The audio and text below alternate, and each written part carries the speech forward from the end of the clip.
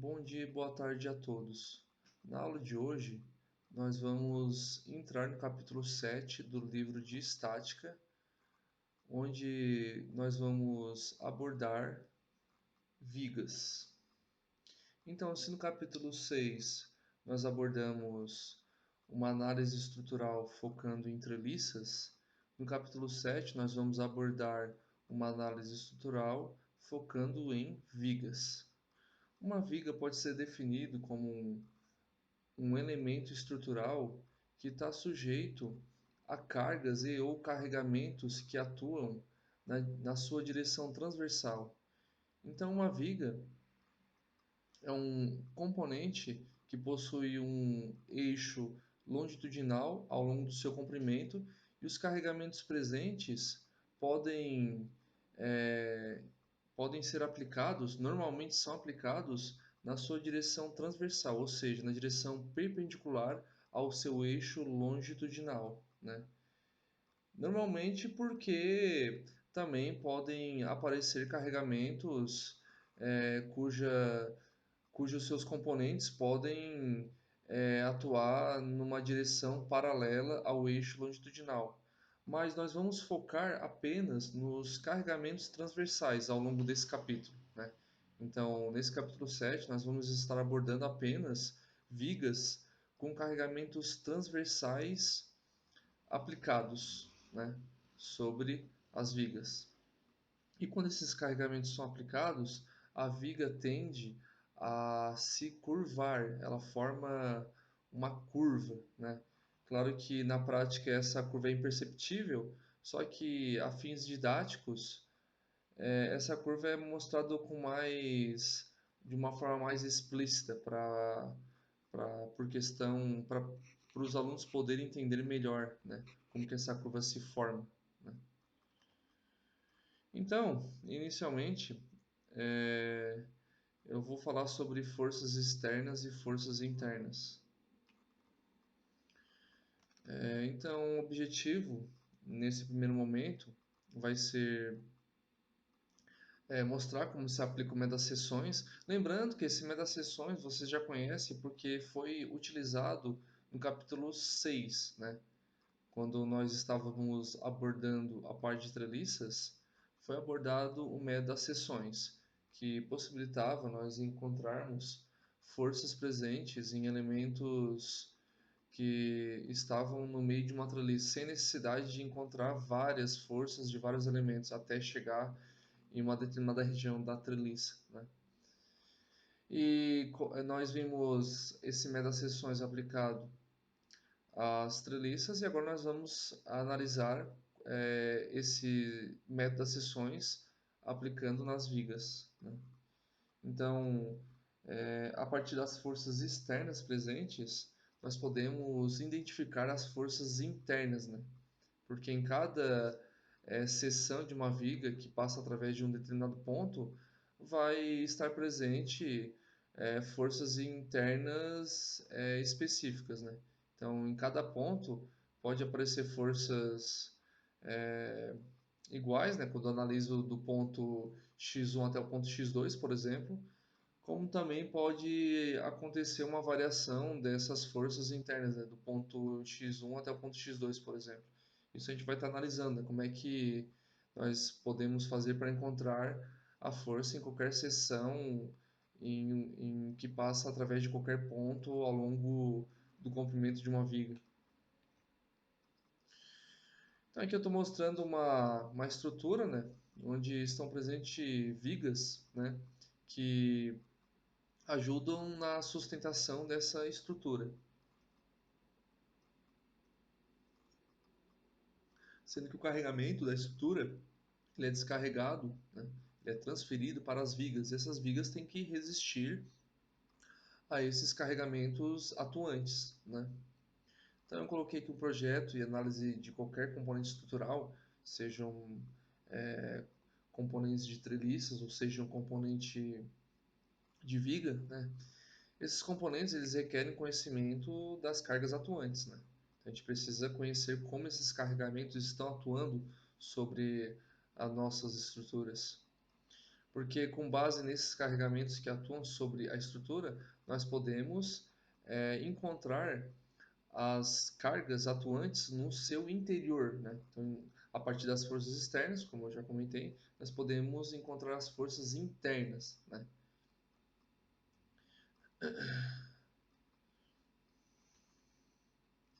Aqui tem outro exemplo, né, de uma cobertura de um posto de gasolina, né?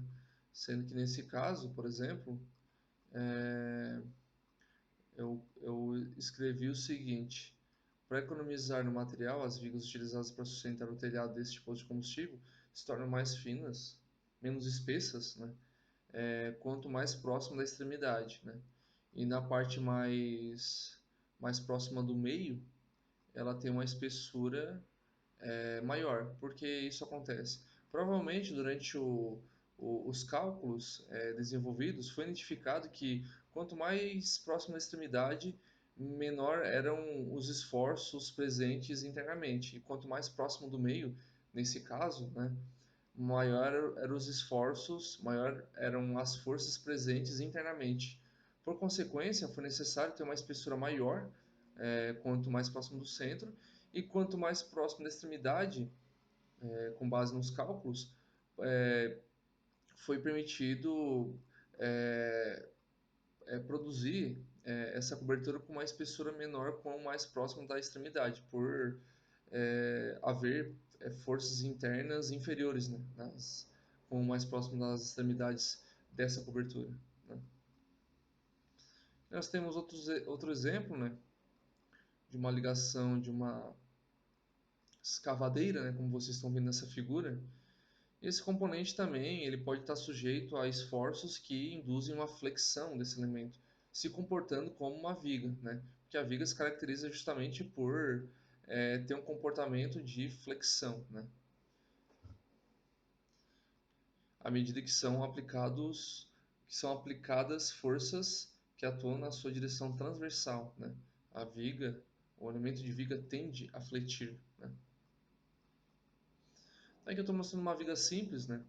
Como vocês podem perceber, biapoiada, sendo que no ponto A nós temos um apoio com pino e no ponto B nós temos um apoio com um apoio liso, né? Então, nesse caso, eu posso ter força de reação normal à superfície de contato no ponto B, e no ponto A eu poderia ter duas forças de reação em duas direções, tanto na direção X como na direção Y. Só que nesse caso, como eu só tenho uma força externa atuando na direção Y, considerando o sistema cartesiano XY, onde o x corresponde ao eixo horizontal e y corresponde ao eixo vertical, né? Considerando isso, essa força P atua na direção vertical correspondente ao eixo y, né? Logo, eu só teria reações nas direções correspondente ao eixo y também, tanto no ponto A como no ponto B, né? Nesse caso, né, se o ponto A e o ponto, a cota A e a cota B forem iguais, obviamente que nos apoios eu vou ter forças de reação P sobre 2, né? Agora, se a cota A for menor que B, que é o que parece, interpretando essa figura, no apoio A eu vou ter uma força de reação um pouco superior, né? Por estar mais próximo da força P. Então vocês percebem que a viga é um componente retilíneo, né? Longo e com uma área da seção transversal constante, né, ao longo do seu comprimento. E essa viga ela é projetada para suportar justamente carregamentos que atuam na sua direção perpendicular, né? Então, considerando que o eixo longitudinal desse componente idealizado como viga está ao longo do seu comprimento, né? Considerando que o eixo longitudinal está ao longo do comprimento da viga, correspondente ao eixo x, as forças, elas atuam, a força, nesse caso, atua na direção perpendicular ao seu eixo longitudinal, né? Então, o eixo longitudinal da viga está na direção x e a força atuante está na direção y, né? E como eu comentei, as vigas, elas têm uma seção constante, né? Então, do ponto A até o ponto B, eu vou ter uma seção constante. Essa seção pode ser uma seção quadrada, uma seção em L, uma seção em I, uma seção em T. existem vários tipos de seções que nós vamos ver lá no capítulo 9 e 10, né? Quando nós estivermos calculando o momento de inércia o, e o centroide para uma determinada seção. Mas nesse momento nós estamos interessados em analisar as forças atuantes sobre a viga, né? Introdução. Então, na mecânica dos corpos rígidos, a gente analisa as forças externas atuantes sobre um componente para encontrar as forças internas, né? Então, a partir das cargas externas surgem cargas internas nos componentes que nós vamos estar analisando, né? Essas cargas podem ser concentradas, ou seja, cargas pontuais, como mostrei anteriormente, como também pode aparecer carregamentos distribuídos, né? Tanto um carregamento uniforme como um carregamento crescente de forma linear, né? Que vão aparecer em alguns exemplos nesse caso. E cargas que atuem na massa do corpo, isso é um assunto mais sofisticado que vai ser visto mais à frente. Então, por enquanto, nós vamos focar apenas em cargas concentradas e cargas distribuídas.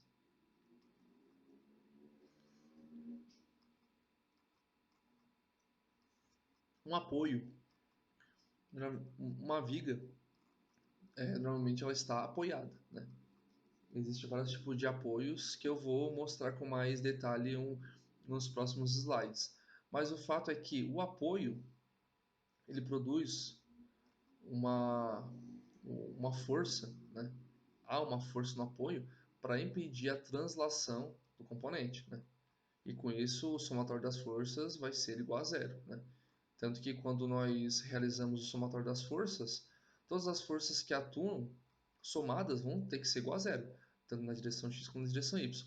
Nesse caso, nesse capítulo, nós vamos estar analisando forças que atuam apenas na direção y, né? Na direção perpendicular ao eixo longitudinal da viga. Logo, essas forças, como estão atuando na direção y, as reações sempre vão ser no sentido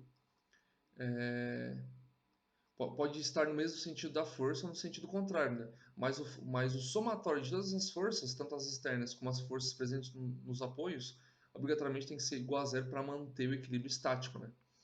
Então, se eu tenho forças que atuam de cima para baixo, na vertical, eu preciso ter forças em algum apoio, né?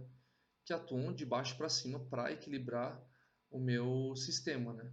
Então, esse apoio vai produzir uma força, vai surgir uma força nesse apoio justamente para impedir a translação do componente, de forma que seja mantido o equilíbrio estático, considerando que o somatório de forças em todas as direções seja igual a zero. Nesse caso, o somatório de forças na direção y vão ter que ser igual a zero, né? Na verdade, eu posso analisar forças que atuam na direção x e também forças que atuam na direção y, né? Mas, é, normalmente, né, na maioria dos casos nesse capítulo, nós vamos estar focando mais naquelas forças que atuam na direção perpendicular ao eixo longitudinal da viga, ou seja, forças que atuam na direção y, né? E também existem apoios que produzem um momento, né, impedindo que o componente rotacione, né, como por exemplo um apoio fixo, né. Um apoio fixo ele se caracteriza justamente por apresentar um momento de reação nesse ponto, né.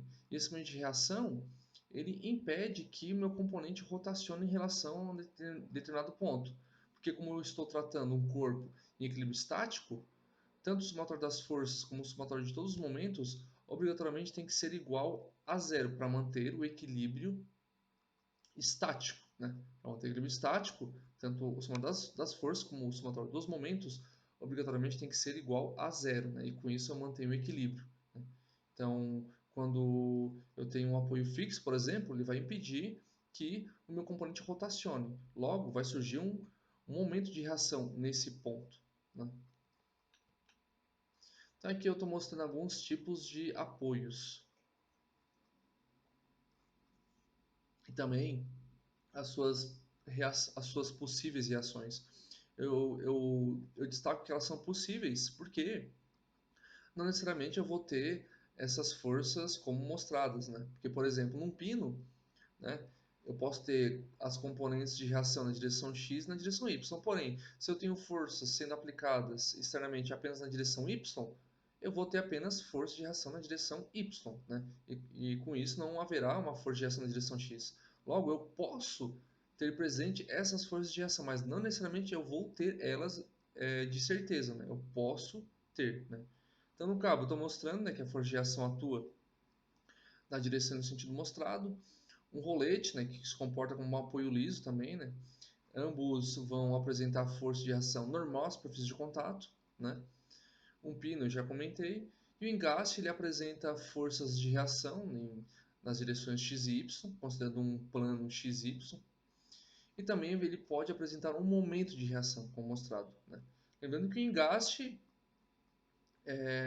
pode ser chamado de apoio fixo.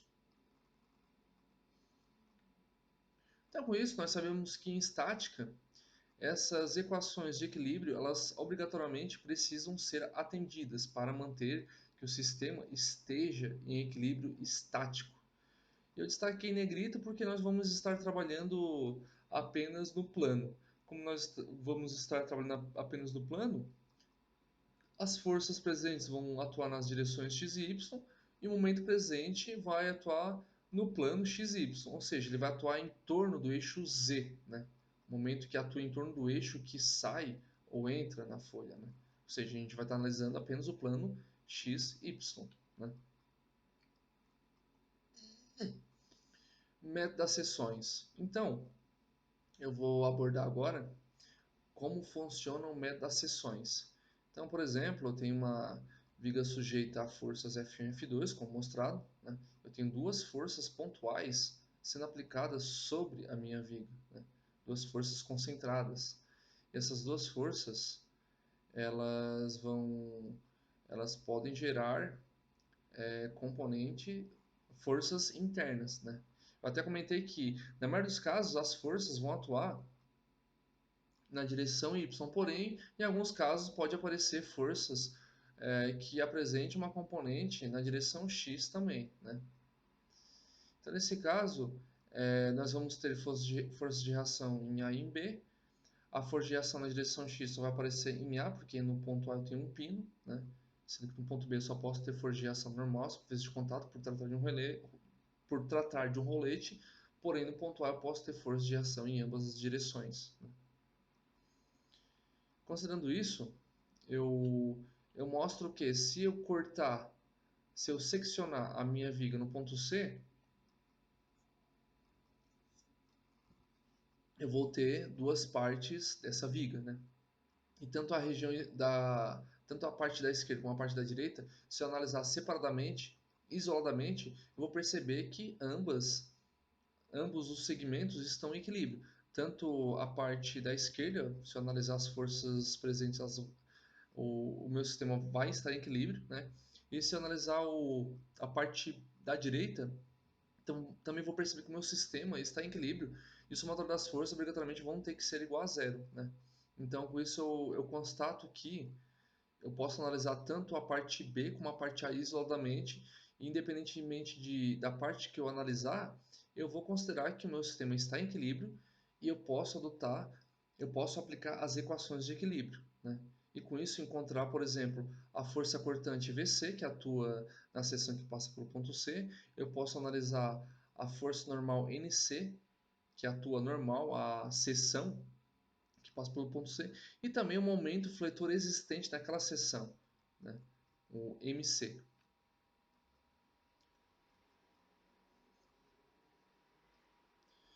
Então eu percebo que numa determinada seção que eu estou analisando, como nesse caso eu estou analisando a seção que passa pelo ponto C, quando eu analiso essa seção eu percebo que podem existir uma força cisalhante que atua adjacente a essa seção, né? A essa face. Pode aparecer uma força normal que atua normal a essa face, né? A face que estou me referindo é justamente a face onde surgiu devido ao seccionamento. E também pode surgir um momento, né? Pode aparecer um momento atuante nessa seção, né? Seção que passa pelo ponto C.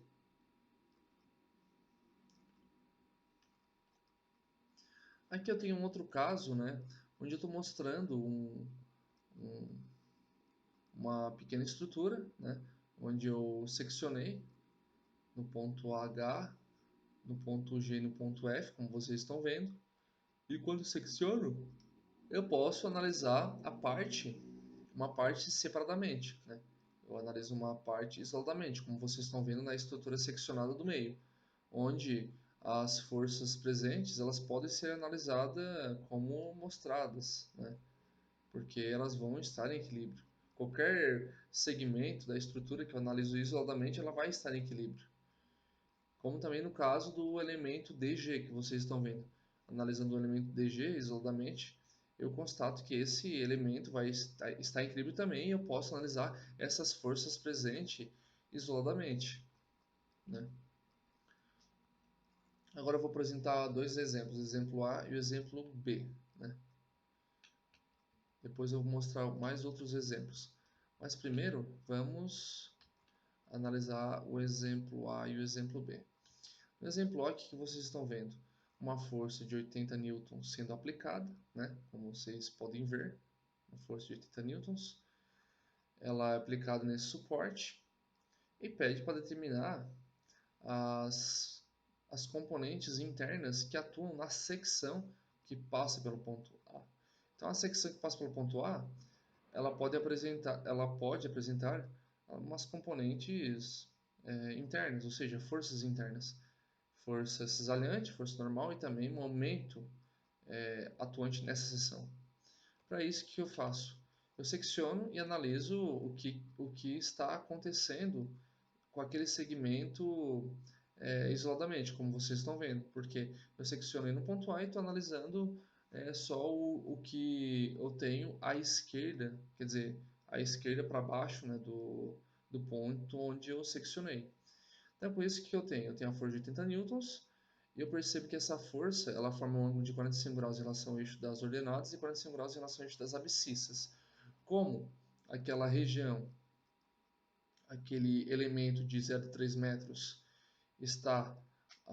forma um ângulo de 30 graus em relação ao eixo das abscissas, eu constato que se a minha força forma um ângulo de 45 graus em relação ao eixo das abscissas, eu estou a 15 graus de uma direção paralela àquele elemento de 0,3 metros, né? Então, essa força de 80 newtons está a 15 graus a uma direção paralela à direção daquele elemento de 0,3 metros. Então, se eu aplicar cosseno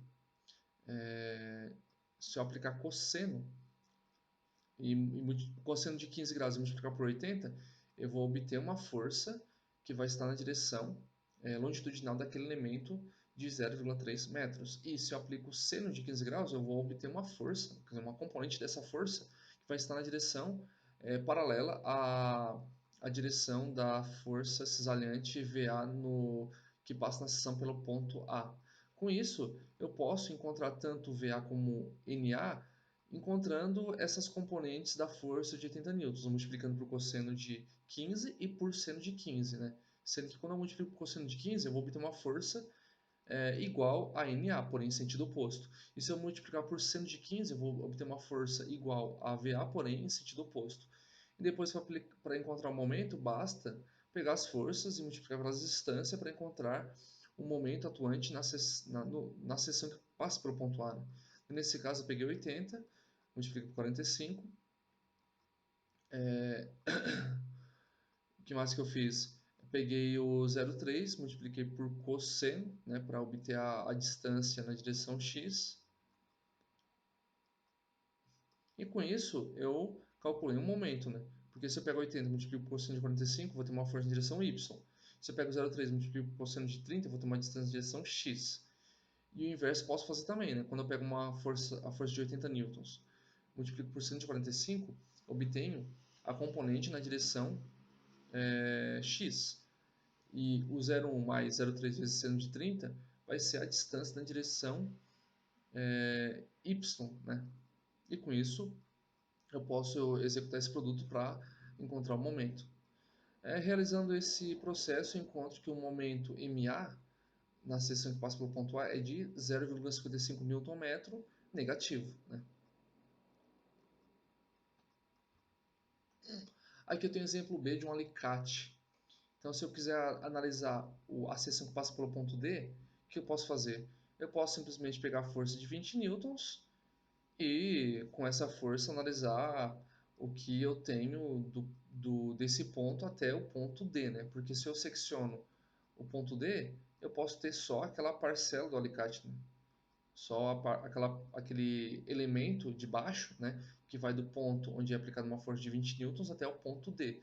E com isso, eu vou ter uma força, uma parcela na direção adjacente à seção e uma parcela na direção normal à seção. Logo, para encontrar a força cisalhante, basta eu pegar 20 newtons e multiplicar por cosseno de 30, e com isso encontrar a força cisalhante atuante na seção que passa pelo ponto D. Agora, se eu pegar a força de 20 newtons, multiplicar por seno de 30, eu vou obter a força normal, a seção que passa pelo ponto D, né? E por último, se eu pegar a força de 20 newtons e multiplicar por 80 milímetros, eu posso encontrar o momento que atua naquele ponto, né? Naquele ponto. Também tem o ponto C que eu posso analisar, mas antes eu teria que encontrar as forças de reação no ponto B. Eu aconselharia a realizar o somatório de momento em relação ao ponto A e encontrar as forças de reação no ponto B. Encontrando as forças de reação no ponto B, eu posso encontrar as forças atuantes na seção que passa pelo ponto C, a partir do ponto B, né? Porque com isso, aquela força que atua no ponto B, na direção vertical, seria constante até o ponto C, né? E com isso eu encontraria a força cisalhante que atua na seção que passa pelo ponto C. E também eu conseguiria encontrar o momento fletor pegando essa força e multiplicando por 15 milímetros, né? Porque se eu pego a força que atua no ponto B e multiplico por 15 milímetros, eu posso encontrar o momento atuante na seção que passa pelo ponto C também. E com isso, determinar as forças internas, né?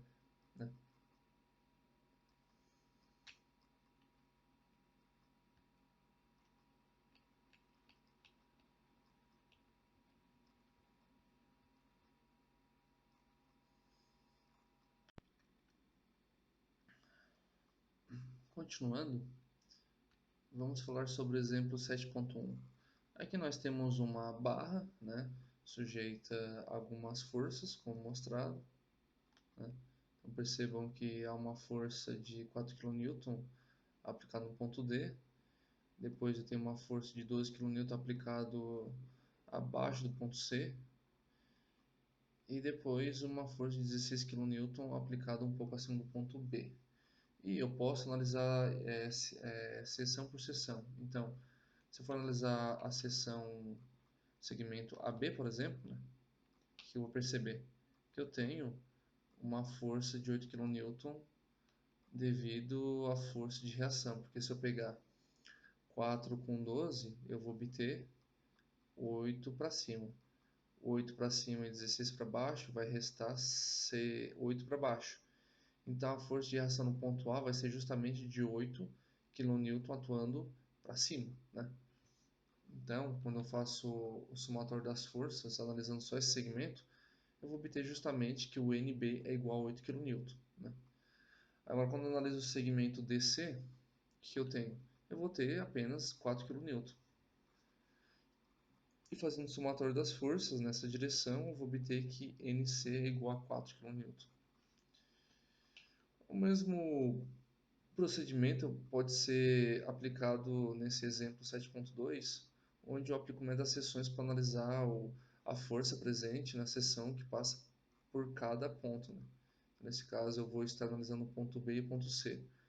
Então, se eu tenho um torque de 10 Nm sendo aplicado na direção horária e 15 Nm aplicado na direção anti-horária, vai ficar restando 5, né? Porque 10 atua no sentido horário e 15 no sentido anti-horário. Logo, eu vou ter 5 Nm para equilibrar o sistema, né? Analisando só esse segmento. E quando eu analiso o segmento DC, por exemplo, lembrando que a reação vai ser de 25, né? Porque se eu tenho 10 no sentido horário, 15 no sentido anti-horário e 20 no sentido anti-horário, a reação no ponto D vai ser de 25 no sentido horário, né? Para equilibrar o sistema. Com isso, se eu tenho 25 Nm no sentido horário sendo aplicado no ponto D, sendo esse torque de reação, analisando esse segmento BC para ver o equilíbrio, o torque TC vai ser igual a 25 Nm, né? E no exemplo 7.3, segue a mesma lógica, né? Onde eu analiso a seção que passa pelo ponto B e C, né? Sendo que no ponto A eu vou ter uma força de reação e no ponto D eu também vou ter uma força de reação. Ambas as forças de reação vão atuar na direção vertical, porque eu só tenho uma força na vertical presente. A única força externa presente é justamente a força de 6 kN que atua na direção vertical. Logo, eu vou ter apenas forças de reação na direção vertical presente, tanto AY como DY. Com base nisso, eu posso analisar separadamente o segmento AB e depois o segmento AC, sendo que o ponto B está um pouco à esquerda do ponto onde eu aplico a força de 6 kN e o ponto C um pouco à direita, né? Então, quando eu analiso o segmento AB, a força de 6 kN não entra, né? Porque o ponto B está à esquerda. E quando eu analiso o ponto C que está à esquerda da força de 6 kN, daí a força de 6 kN entra no sistema. Com isso eu posso analisar tanto a força normal presente, sendo que ela vai ser zero, né, porque eu não tenho nenhuma força externa na direção x atuante, ou alguma componente de alguma força que atua na direção x. Logo, as forças normais, as seções analisadas vão ser igual a zero. Porém, a força cisalhante no ponto B vai ser igual a 5 kN para equilibrar a força de 5 kN que atua no ponto A como força de reação. E quando analisou o segmento AC, além da força de reação de 5 kN, vai entrar a força de 6 kN que está sendo aplicada no ponto C. E com isso vai restar 1 kN para equilibrar o meu segmento. Logo, o meu VC vai ser igual a 1 kN. E quando analiso o momento que está atuando na seção que passa pelo ponto B, eu tomo 5 kN, multiplico por 3 metros e com isso obtenho um momento de 15 kN, né? Que vai estar atuando na seção que passa pelo ponto B e também pelo ponto C, considerando que ambos estão muito próximos, né? Então eles vão ser aproximadamente 15 kN, né? Obviamente que o MC vai ser um pouquinho maior do que o MB, né? Se eu for analisar apenas a força de 5 kN, né? Que vai atuar do ponto A até o ponto B e do ponto A até o ponto C, né? Se eu analiso só a força de 15 kN e a distância de 3 metros, ou 3, alguma coisa, no ponto C eu teria um momento um pouquinho maior. Claro que a força de 6 kN atuando com uma distância infinitesimal também iria influenciar, né? Então, teria que analisar essa distância, né, para averiguar o quão ia ser maior ou não o MC em relação ao MB, né? Mas como eu comentei, se for analisar só a força de 5 kN e a distância, né, o MC ia ser um pouquinho maior do que o MB, desconsiderando a força de 6 kN. Mas se eu considerar a força de 6 kN, ia ter que averiguar essa pequena distância para determinar qual o momento seria maior, né? Mas nesse caso eu considero apenas a distância de 3 metros e a força de reação no ponto A. Logo, ambas vão ser consideradas 15 kN/m, ou seja, MB igual a MC, no exemplo 7.3. No exemplo 7.4, eu percebo que eu tenho uma força de reação no ponto A e uma força de reação no ponto C, né? Claro que eu vou ter uma resultante, né, que atua do ponto D até o ponto C, como mostrado, porém, essa resultante vai apresentar uma componente na direção Y e uma componente na direção X, né? E com isso eu posso analisar a seção que passa pelo ponto B, né? Nesse caso, eu estou analisando o ponto B e também o ponto C, né? Só que aqui eu só vou mostrar o que acontece na seção que passa pelo ponto B. Eu vou analisar só a seção que passa pelo ponto B, né? Que é o que nos interessa. Então, eu posso analisar tanto o segmento AB como o segmento BC, né? Que ambos segmentos, quando eu analiso separadamente, ambos segmentos vão apresentar um equilíbrio, né? E com isso eu posso analisar as forças atuantes de forma que o somatório delas seja igual a zero, né? E com isso eu posso encontrar as forças internas que atuam na seção que passa pelo ponto B. Então, nesse caso, eu consigo determinar o meu NB, que vai ser igual a 267 libras. O meu VC, quer dizer, o meu VB vai ser igual a zero, porque eu vou ter uma força de 200 libras, atuando de baixo para cima. E também vai aparecer uma força de 200 libras a dois pés do ponto A, e essa força de 200 libras que está a dois pés do ponto A vai atuar de cima para baixo na direção vertical também. Logo, as duas somadas vão ser igual a zero, porque as forças têm valores iguais, porém com sentidos opostos, né? Então, quando eu somo, eu vou obter VB igual a zero, né? Então, a força normal que atua na seção que passa pelo ponto B vai ser igual a 267 libras. E a força cisalhante que passa atuante na seção que passa pelo ponto B, né? Ou seja, a força que atua adjacente a essa seção vai ser igual a zero. E por último, o momento MB, ou seja, o momento que atua na seção que passa pelo ponto B, vai ser igual a, eu preciso pegar a força de 200 libras, multiplicar por 4, né? Que é a distância até o ponto B, pegar a força de 200 libras, que atua no ponto mostrado, e multiplicar por 2, né? Sendo que cada uma vai tender a causar um momento no sentido, né? A força de reação no ponto A vai tender a causar um momento no sentido horário, e a força de 200 libras, que está a dois pés do ponto A, vai tender a causar um momento no sentido anti-horário. E quando eu somo ambos os momentos, eu obtenho um momento de tal forma que, isolando o MB, eu determino que o meu MB, ou seja, o momento atuante na seção que passa pelo ponto B, vai ser de 400 libras-pés, né? Então, o momento que atua na seção que passa pelo ponto B vai ser igual a 400 libras-pés, né? Que, que nesse caso é o meu MB, né? O momento atuante no ponto B.